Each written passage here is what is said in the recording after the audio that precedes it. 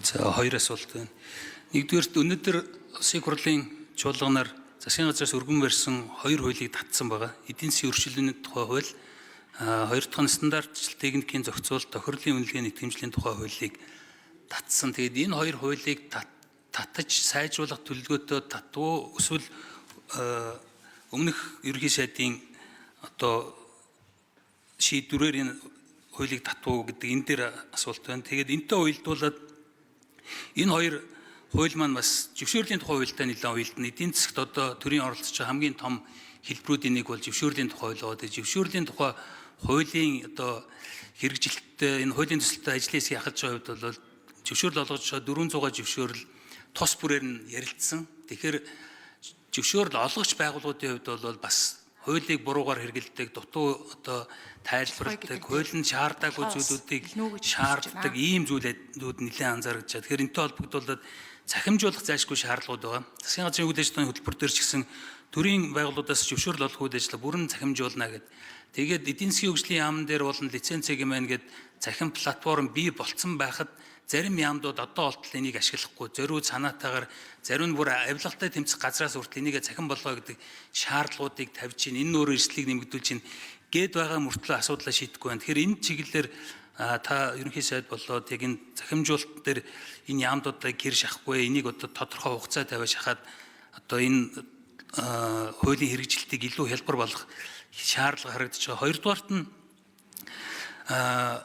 засгийн газрын үйл ажиллагааны хөтөлбөрийг сая өнөөдөр хууль зүйн болон эдийн засгийн байнгаар хамтарсан байнгаараар хилцсэн. Тэгэхээр энэ дээр нэг зорилт нь болохоор хувийн хвшлийн нэмэгдэл өртгийн дотоодын нэвтрүүлэгтөнд эзлэх харьцааг зорилт түвшин 76.2 байсныг одоо энэ он 77 болгоно гэж 25 он 77 болгоно гэж одоо зорилт түвшин тавьсан боловч энийг буулгаад суур түвшингөөсөө буулгаад 72.5 болгосон байна.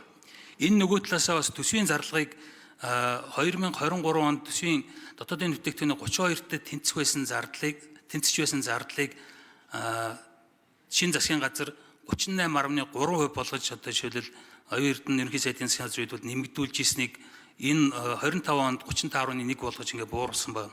Тэгээ Монгол Ардын намын мөрийн хөтөлбөр дээр болохоор төсвийн зардлыг дотоодын бүтээгдэхүүний 25% хүргэнэ гэж заасан ба тэр энэ чиглэл рүүгээ явах уу хэд өргөж чадах вэ гэдэг ийм хоёр асуулт баярлалаа. За учрал гишүүн хариулъя.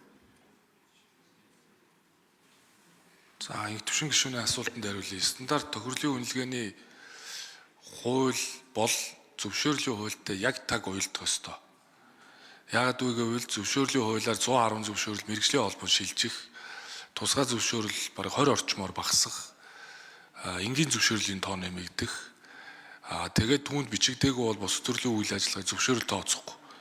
Бус бүх төрлийн үйл ажиллагаа чөлөөт эрхэл болцоо бүрдүүлнэ. Тэгэхээр стандарт тохирлын үнэлгээний хууль бол өөрөө нэг үндсэн стандарт тохирлын үнэлгээнүүдийг нь тавьж хүн амын эрүүл ахуй, аюулгүй байдал одоо бусад тэр аюулгүй байдлыг хангах талаас нь хэрэгжиж энэ одоо амьтаа байх. Тийм учраас стандарт тохирлын үнэлгээний хуулийг бол таны ажлын хэсэг зөвшөөрлийн хуулийн ажлын хэсэг ажиллаж байгаа учраас шинэ засгийн газар бүрдээд одоо эхний ажил бол байна гэдгийг танд хэлье.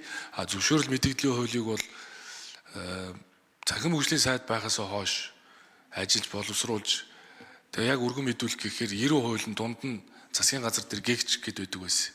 Тэгээ сая их хурлын даргын хуваар сонгогдсныхоо дараа гишүүнийхээ бланкн дээр одоо асуурын ган үеиг болон бусад гишүүдтэй хамтраа өргөн мэдүүлсэн. Харин 90%-ийг та бараг 20 гаруй хилцүүлэг хийгээд их ажлын хэсгийг сайн анхалж ажиллаж байгаад би их талархалтай байгаа. Та энэ хуулийг баталж өгвөл их хурлаар одоо энэ ажил анхны хилцүүлгийг хийгдээ батлагчвал аймаг орон нутаг улсын төвшөнд энэ зөвшөөрлийн хуулийг шахнаа.